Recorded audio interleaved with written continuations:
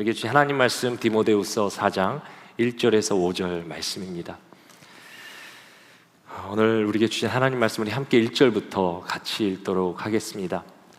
하나님 앞과 살아있는 자와 죽은 자를 심판하실 그리스도 예수 앞에서 그가 나타나실 것과 그의 나라를 두고 엄히 명하노니 너는 말씀을 전파하라. 때를 어떤지 못 얻든지 항상 힘쓰라. 범사의 오래 참음과 가르침으로 경책하며 경계하며 권하라. 때가 이르리니 사람이 바른 교훈을 받지 아니하며 귀가 가려워서 자기의 사육을 따를 스승을 많이 두고 또 그 귀를 진리에서 돌이켜 허탄한 이야기를 따르리라. 그러나 너는 모든 일에 신중하여 고난을 받으며 전도자의 일을 하며 내 직무를 다하라. 아멘. 지난달 시애틀에서 황당한 사건 하나가 벌어지게 됩니다.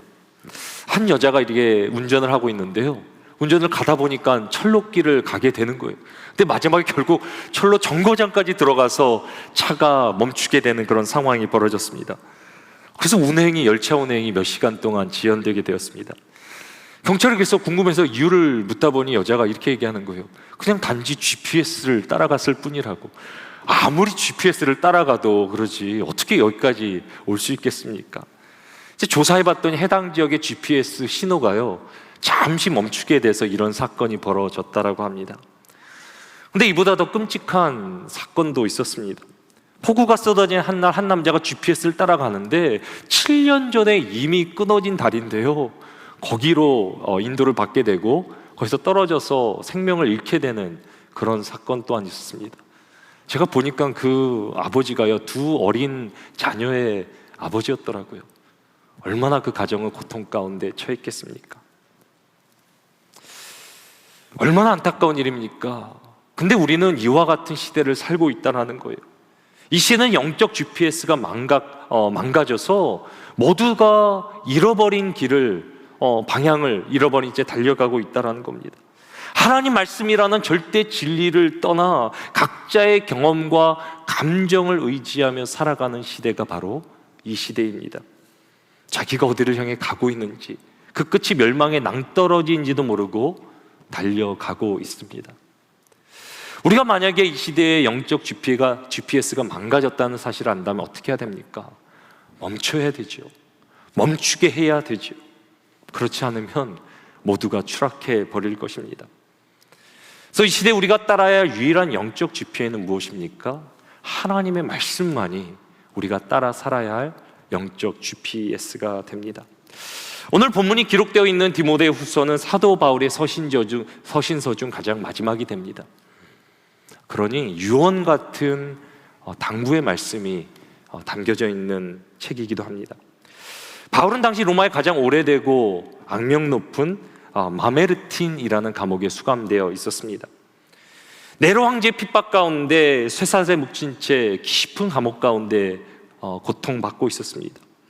감옥 속이 얼마나 추웠던지 나중에 디모데에게 겉옷을 가져다 달라라고 그럴 정도로 열악한 환경 가운데 처했습니다. 바울은 이제 자신이 사형에 처하게 될 것을 직감했습니다.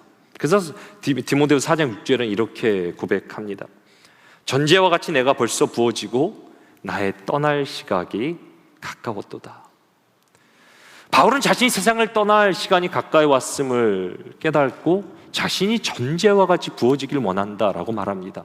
여기서 전제란 구약의 제사의 하나인데요, 포도주를 이렇게 제물 위에 한 방울도 빠짐없이 아낌없이 부어드리는 제사, 그것을 전제라 그럽니다.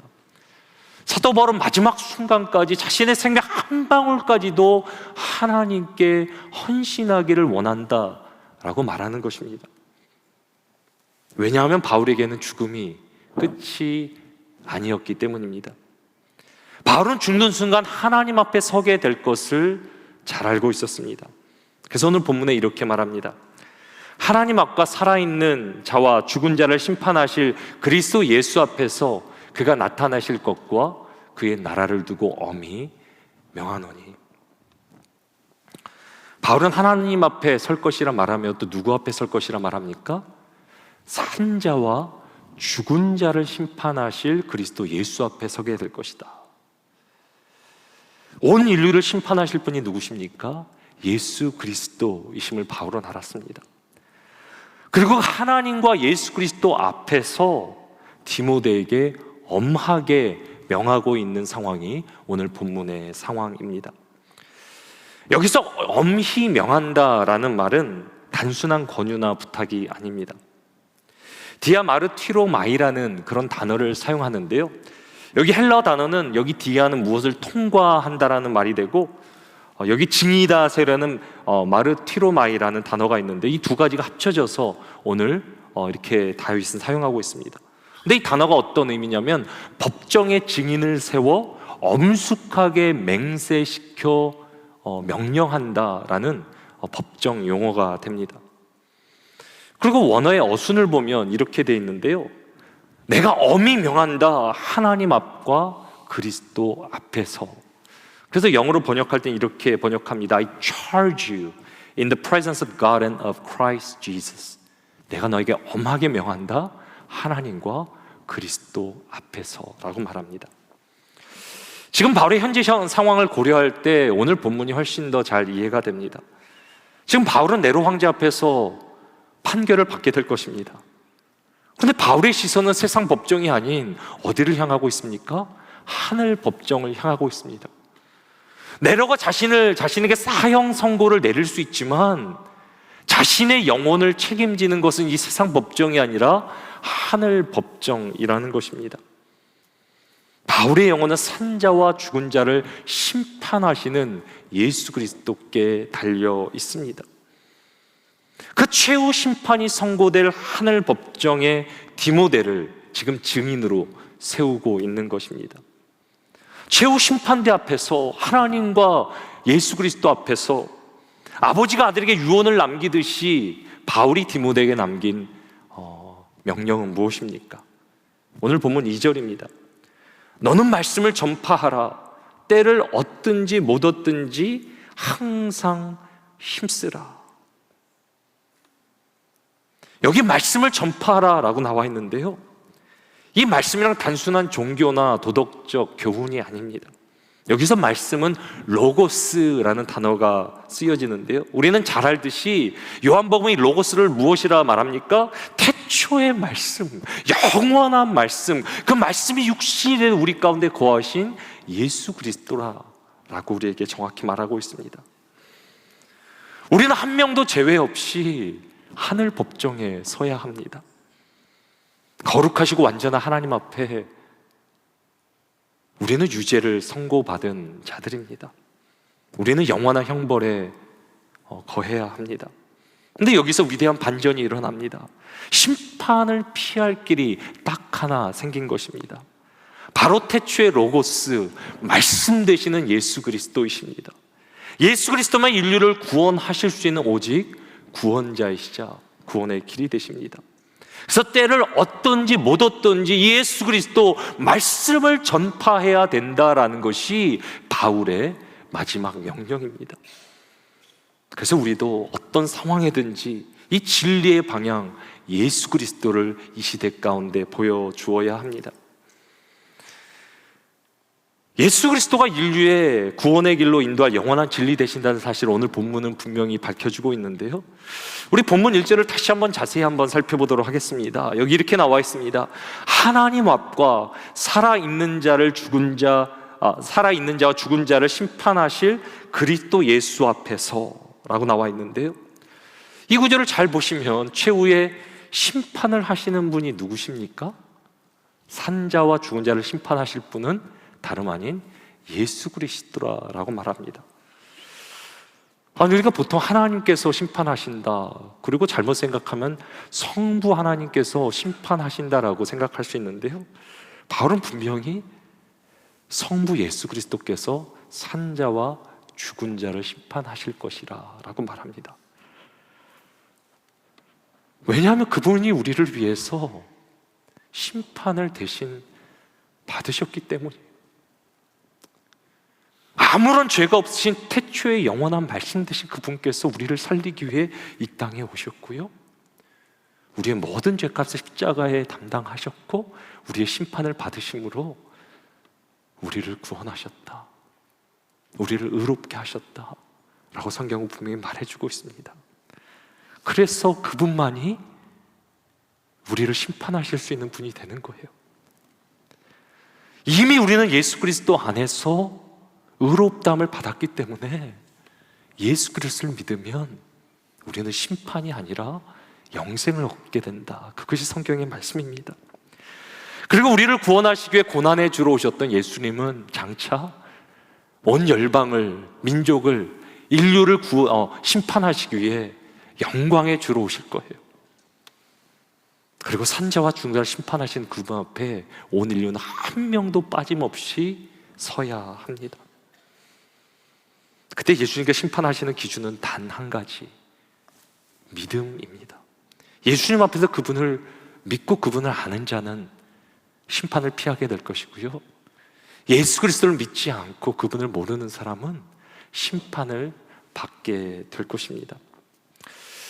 우리가 요한복음 3장 16절 말씀을 잘 알고 있는데요, 그 뒤에 17절, 18절 말씀을 보면 이 사실이 너무나 분명하게 우리에게 소개되고 있습니다. 우리 같이 함께 16절부터 18절 말씀 같이 함께 읽겠습니다. 하나님이 세상을 이처럼 사랑하사 독생자를 주셨으니 이는 그를 믿는 자마다 멸망하지 않고 영생을 얻게 하려 하심이라.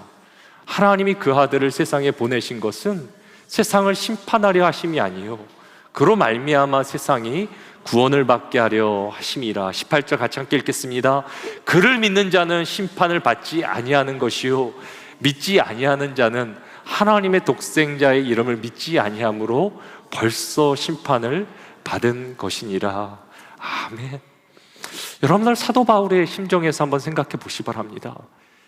지금 로마 법정 앞에 서 있는 거예요. 이제 사형 선고를 받아 죽게 되는 거예요. 근데 그것이 최후 심판이 아니래요. 이미 사도 바울은 예수 그리스도 안에서 의롭다함을 얻었고 구원을 받았고 심판이 지나갔음을 알고 있어요. 누구로 인해? 예수 그리스도로 인해. 그 예수 그리스도를 바라보며 사도 바울은 세상을 두려워하지 않았어요. 오직 예수 그리스도를 바라보며 그분을 두려워하며 그분이 이루신 그 구원을 붙들고 나아갔어요. 예수 그리스도를 믿는 자는 심판을 받지 않을 것이고 예수 그리스도를 믿지 아니하는 자는 심판을 이미 받은 것이라고 성경은 말해요. 이 사실을 믿기에, 이 진리를 알기에 사도 바울은 뭐라고 말합니까? 자신의 생명을 걸고 디모데에게 이 복음을 전파하라. 때를 얻든지 못 얻든지 이것이 인생의 가장 중요한 진리터인데 이 복음을, 말씀을 전파하라라고 말하고 있는 것입니다. 그런데 점점 안타깝고 두려운 현실은 무엇입니까? 세상은 점점 진리 대신 예수 그리스도를 떠나 세상의 거짓된 진리를 찾고 있다는 것입니다. 멸망의 벼랑 끝을 달리는 것도 깨달지 못하고 진리 대신 예수 그리스도, 우리를 구원하신 예수 그리스도 계신데도 불구하고 세상을 쫓아 살아간다라는 것입니다. 바울은 절망적인 이런 영적 현실을 바라보며 그 이유를 인간의 욕망 때문이라고 진단합니다. 본문 3절과 4절입니다. 때가 이르리니 사람이 바른 교훈을 받지 아니하며 귀가 가려워서 자기의 사욕을 따를 스승을 많이 두고 또 그 귀를 진리에서 돌이켜 허탄한 이야기를 따르리라. 사람이 바른 교훈을 받아야 되는데 진리를 따라 사는데 자신의 욕망을 따라 사는 그때가 올 것이라. 진리를 분별하지 못하고 욕망의 GPS를 따라 살아가는 때가 올 것이라는 것입니다. 특별히 우리는 이 시대를 살아가는 가운데 우리의 욕망의 GPS가 아닌 말씀의 GPS를 따라 귀를 기울여야 합니다. 바울은 사람들이 진리를 떠나는 그 과정을 세 가지로 우리에게 설명해 주는데요, 그 첫 번째 과정을 rejection, 거부의 단계라고 말합니다.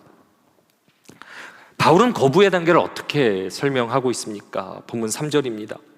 때가 이르리니 사람이 바른 교훈을 받지 아니하며. 여기서 바른 교훈이란 단지 좋은 가르침을 말하는 것이 아닙니다. 영적으로 병든 곳을 치료해서 건강하게 만드는 그런 가르침을 의미합니다. 다시 말하면 영적인 수술이라고 생각하시면 쉽습니다. 우리가 병이 나게 되면 때로 수술을 받아야 됩니다. 수술을 받으라는 진단을 받게 되는데 수술을 좋아하는 사람은 없습니다. 특히 암덩어리를 제거하는 수술은요, 정말 고통스럽습니다. 영적 수술에도 끔찍한 엄청난 고통이 때로는 따르게 됩니다. 우리 안에 숨겨진 교만을 찌르고 내 속에 끔찍한 죄성을 드러내며 내가 붙잡고 있는 삶의 주도권을 내려놓으라고 십자가에 못 박으라고 주님께 다시 나가야 된다고 우리에게 요구합니다. 예수님도 우리에게 이렇게 말씀하지 않습니까? 나를 따라오려고는 자기를 부인하고 자신의 십자가를 짊어지고 나를 따라오라라고 말합니다. 그런데 이런 바른 교훈이, 우리의 영혼을 살리는 교훈이 불편한 거예요. 부담이 되는 거예요. 내가 죄인이고 내 삶의 주인이 예수님이라는 그 사실이 싫은 거예요. 우리가 사는 이 시대는 더 이상 죄, 심판, 지옥, 십자가, 이 같은 복음의 본질이 선포될 때 불편해한다라는 거예요. 부담을 느낀다라는 거예요. 상처를 받는다라는 거예요. 그래서 말씀의 GPS를 끄고 욕망의 GPS를 따라 살아가는 시대가 도래할 것이라고 사도 바울은 말합니다. 진리를 떠나는 두 번째 단계는, 두 번째 과정은 replacement, 대체의 단계가 됩니다. 바울은 본문 3절 후반부에 이렇게 경고합니다. 귀가 가려워서 자기의 사욕을 따를 스승을 많이 두고. 이제 대체의 단계는 무엇입니까? 바른 교훈이 싫으니까, 듣기 싫으니까 자기의 욕망을 채워줄 가짜 진리를 찾아 그것으로 대체하는 단계가 됩니다. 귀가 가렵다는 의미가 무엇입니까? 자기가 듣고 싶은 말만 듣기를 원하는 상태를 말합니다. 근본적인 병이 걸렸는데 병의 원인을 치유하기보단 겉에 드러난 두드러기만 이제 계속 긁고 있는 것입니다. 내 영혼을 쪼개고 변화시키는 생명의 말씀이 아닌 내 기분을 좋게 해지고 짜릿하고 새롭고 흥미로운 얘기에만 귀를 기울이는 것입니다. 진정한 회개가 빠진 값싼 은혜, 값싼 위로와 긍정의 메시지만 내가 들으려고 하는 것입니다. 이 시대의 가려운 귀를 긁어주는 가장 최고의 그런 그 도구가 있는데요. 바로 유튜브와 소셜 미디어입니다. 이게 알고리즘이라고 되어 있는데요. 내가 듣고 싶은 것, 내가 원하는 것만 들려주는 기능이 있습니다. 그리고 내가 싫어하는 반대 의견은요, 싫어하는 성향은 철저하게 필터링해서요, 우리를 한쪽으로 치우치게 그렇게 만들어줍니다. 내 정치적 성향, 내 취향, 내 욕망에 완전히 들어맞는 영상과 메시지를 끊임없이 제공해 주는데요, 결국 사람들은요, 내 귀를 즐겁게 하는 스승들을 세우는지도 모르고요, 그것이 거짓인지 모르고 그것을 진실인 마냥 따라 살게 됩니다. 사도 바울이 말하고 있는, 경고하고 있는 시대가 이미 도래한 거예요. 우리가 눈에 보이는 스승이 아니라 이제는 인공지능이, 유튜브가, 구글이 우리의 스승이 되어버린 거예요. 내가 원하는 소리, 내가 듣고 싶은 것만 듣는 그런 상황이 펼쳐지고 있습니다. 그것이 나의 욕망을 채우는 수단이란 걸 깨달지 못할 때 잘못된 것을 진리라고 착각하고 살아가는 것입니다. 오늘 말씀을 생각하면서요, 바울의 경고를 기억하면서 우리는 어떤 영적 상태에 있는지 한번 점검해 봤으면 좋겠는데요, 4가지 질문 드리다 한번 네, 아니오로 한번 답해 보시기 바랍니다. 성경의 기준이 세상의 흐름이나 내 생각과 다를 때 내 마음을 돌아보기보다는 말씀이 시대에 맞게 조금 유연하게 해석되기를 바라는 마음은 없는지요? 내 마음을 바꾸는 것이 아니라 말씀이 바뀌었으면 좋겠다는 우리의 마음에 그런 바람은 없습니까? 내가 즐겨보는 유튜브나 소셜미디어 피드가 주로 내 생각과 취향을 지지해주고 내가 듣기 편안한 내용으로만 채워져 있지는 않은가요? 내가 아무 생각 없이 유튜브와 세상의 미디어를 접한다면 이미 우리는 내가 원하는 것만 듣고 있는 거예요. 3번째입니다. 삶의 변화와 결단을 도전하는 말씀보다는 주로 현재 내 모습을 위로해주고 안정감을 주는 메시지에만 더 귀를 기울이고 있지는 않은가요? 이거는 저에게도 해당되죠. 성도들이 때로는 듣고 싶은 말씀, 원하는 말씀만 전하는 것은 아닌지, 그냥 말씀을 말씀대로 가감없이 전해야 되는 것이 설교자의 사명이고, 또 그것이 이들을 살리는데 혹시나 나는 성도들이 듣고 싶은 얘기만 전하는 것은 아닌지. 네 번째 질문입니다. 나를 위해 사랑으로 영적인 조언을 건네거나 나의 연약함을 짚어주는 멘토 혹은 지인들을 나도 모르게 조금씩 피하거나 거리를 두고 있지는 않은가요?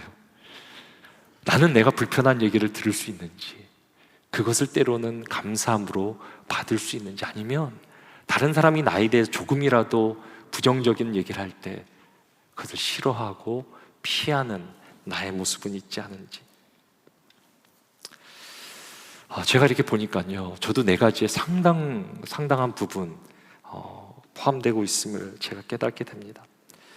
우리는 이미 사도 바울이 말한 시대를 살고 있는 거예요.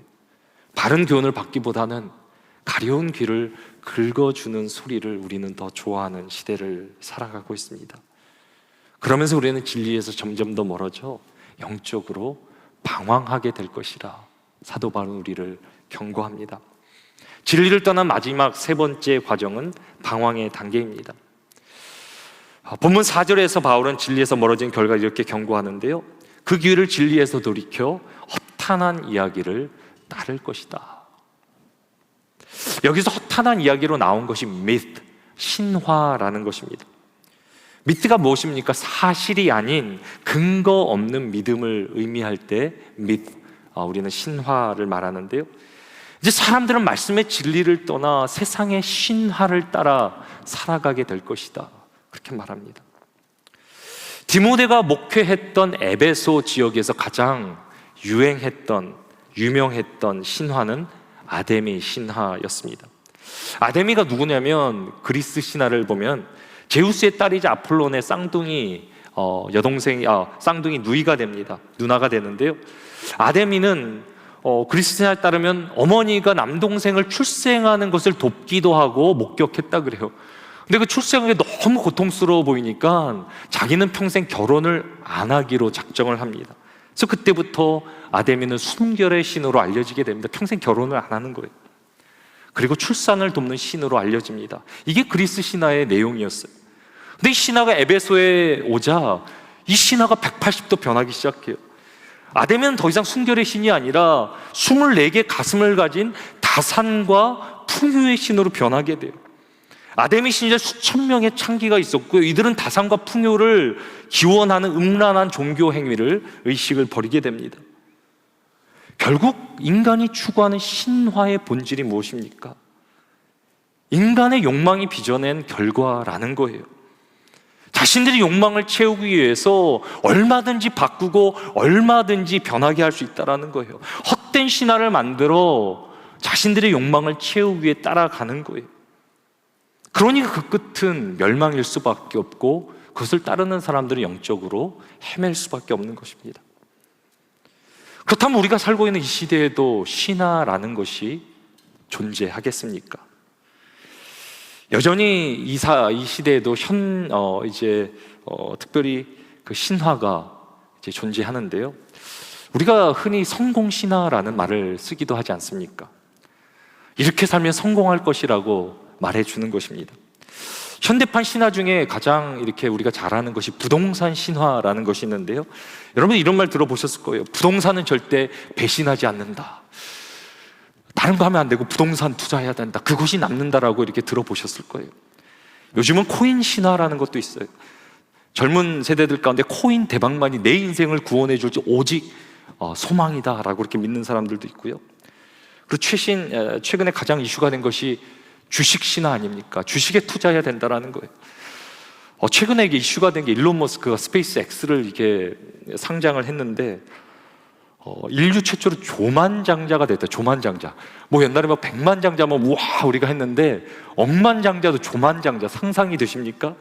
찾아보니까요, 하루에 3,000불에 3,000만 달러를 매일매일 써도 100일이 아니라 100년을 써도 남는데요, 돈이. 하루에 3천만 달러를 100년을 써도 돈이 남는데요. 혹시 여러분들 부러우십니까? 네. 저는 조금 부럽긴 하더라고요. 네. 그런데 한번 깊이 생각해 보세요.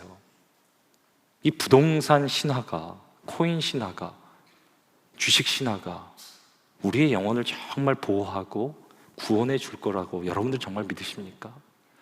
이 신화에 빠져서 얼마나 고통하고 고통스러워하고 패망한 인생들이 얼마나 많이 있습니까? 설령 이 신화가 이루어진다 할지라도 그것이 우리의 영혼을 구원해 줄 것 같습니까?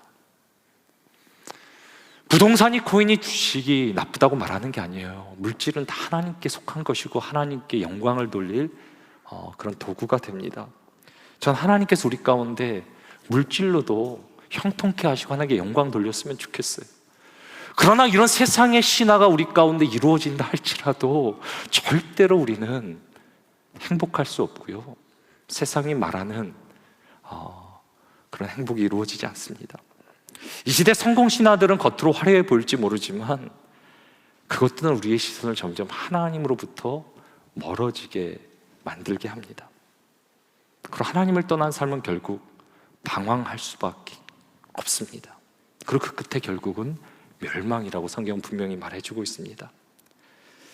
그 사실을 알기에 바울은 마지막 5절에서 이렇게 우리에게 전합니다. 우리 같이 한번 믿음을 고백하십니다. 그러나 너는 모든 일에 신중하여 고난을 받으며 전도자의 일을 하며 내 직무를 다하라. 여기서 가장 중요한 단어는 무엇입니까? 그러나라는 단어가 됩니다.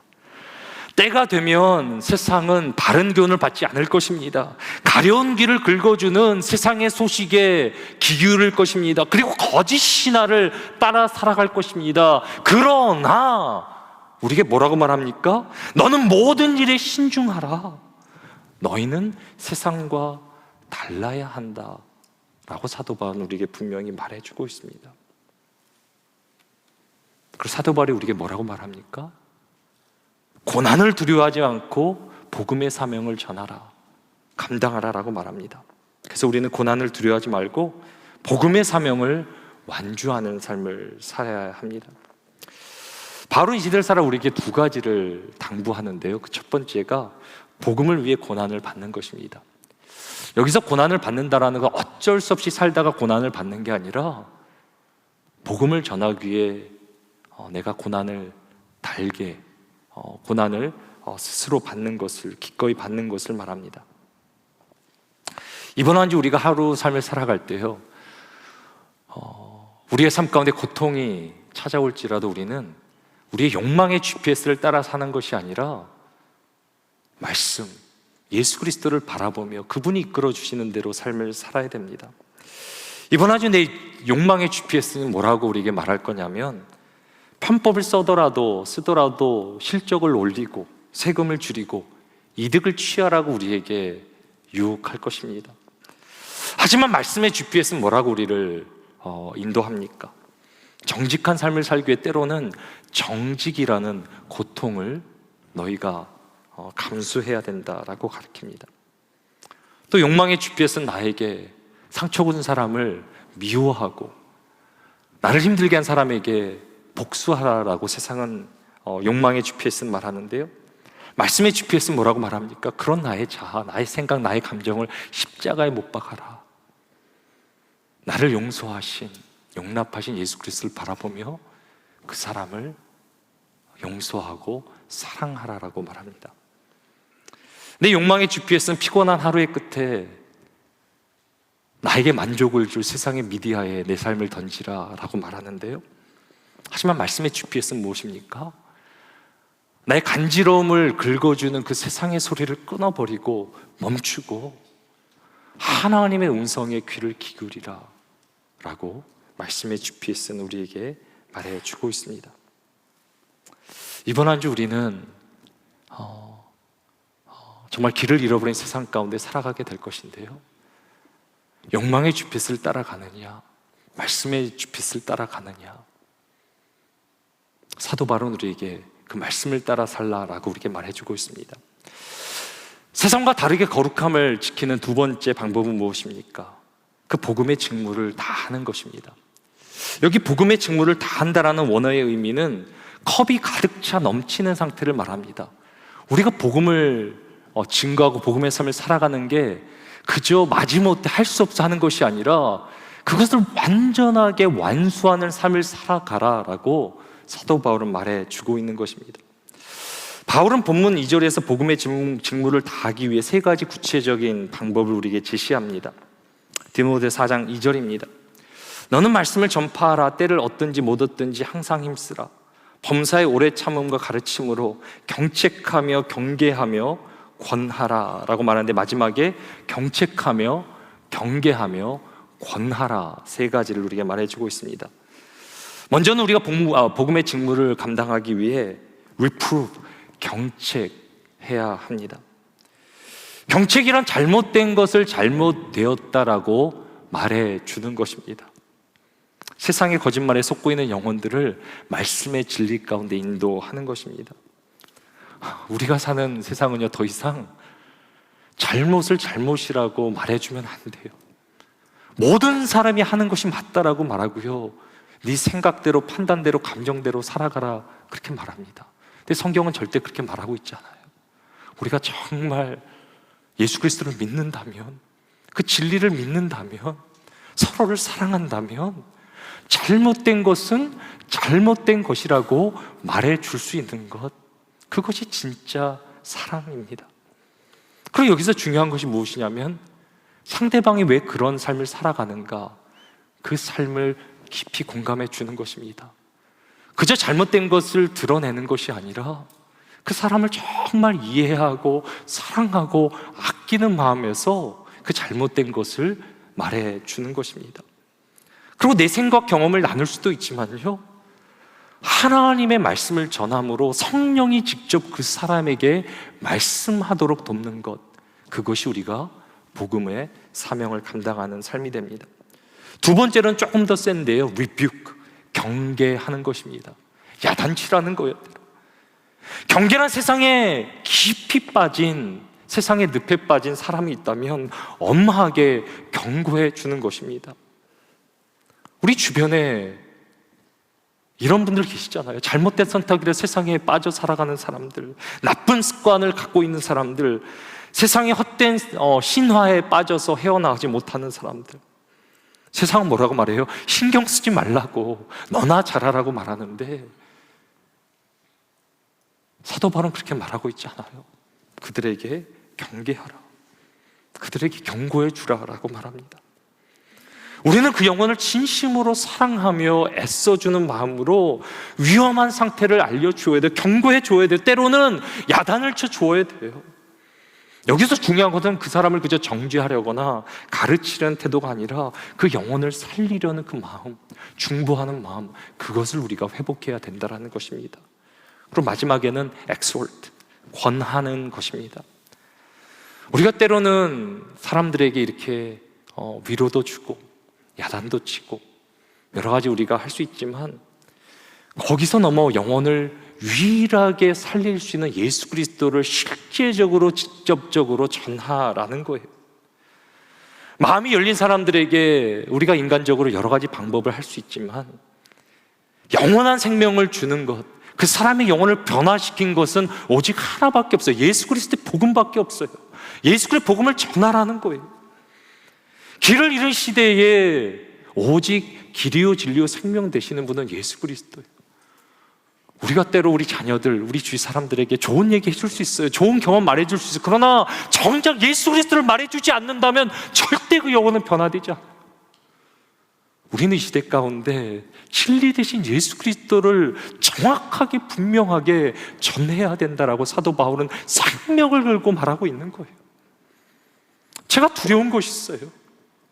우리 충현성교회 수많은 우리 성도들 있잖아요.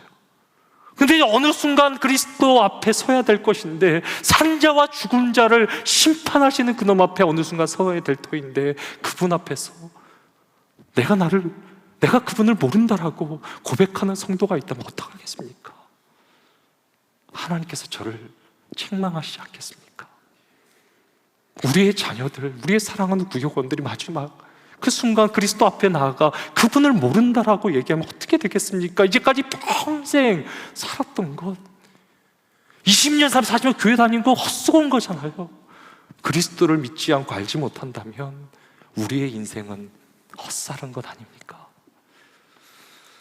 우리가 서로를 사랑한다, 우리가 서로를 위한다, 그것은 그저 친절한 게 아니에요. 친절한 삶을 사는 게 아니라 어떨 때는 그 영혼을 끌어안고 예수 그리스도를 믿어야 산다, 그 생명의 복음을 전하는 것, 그것이 우리가 감당해야 될 사명인 것을 사도 바울은 말해주고 있어요. 저는 이번 한 주 여러분들이요, 여러분들 자녀들에게, 여러분들 구약 식구들에게, 또 세상에 믿지 않는 친구들과 여러분 가족들에게 예수 그리스도를 전해줄 수 있는 사명을 감당하는 자들로 살아가게 되기를 주님의 이름으로 축원합니다. 예수 그리스도를 전하지 않으면 때로 삶이 절대 변하지 않아요. 근데 사도 바울이 오늘 이 말씀을 할 수 있는 것은, 이미 사도 바울은 하늘의 법정에서 의로움을 얻었기 때문에, 오직 예수 그리스도 십자가의 은혜로 구원을 받았기 때문에 이 구원을 가장 귀하게 여기며 예수 그리스도의 복음을 전하라 라고 디모데에게 유언 같은 말씀을 전하고 있는 것입니다. 저는 이 사랑하는 충현의 성도들이 이 땅에서 때로는 복음의 그 고난을 당하며 살아가지만, 결국 그 마지막 순간 예수 그리스도 앞에 설 때, 주님, 내가 주님을 믿습니다, 부족하지만 연약하지만 주님의 사명 감당하고 왔습니다라고 당당하게 주님을 만나게 되기를 주님의 이름으로 축원합니다. 우리는 영적으로 길을 잃어버린 세상을 살고 있습니다. 거센 풍랑과 몰아치는 가운데 선장은 무엇만 집중해야 됩니까? 나침판만 집중하면 돼요. 방향만 정확하게 잡고 있으면 목적지에 도착할 수 있어요. 길을 잃어버린 시대를 살아가지만 우리가 예수 그리스도만 바라본다면, 그분만 붙들고 그분만 전하며 살아간다면 우리 또한 그 마지막 순간 예수 그리스도의 영광을 보게 될 줄로 믿습니다. 이번 한 주 오직 예수 그리스도만 붙들고 길을 잃어버린 시대 가운데 예수 그리스도를 보여줌으로 복음의 사명을 온전히 감당하는 우리 모두가 되기를 주님의 이름으로 축원합니다.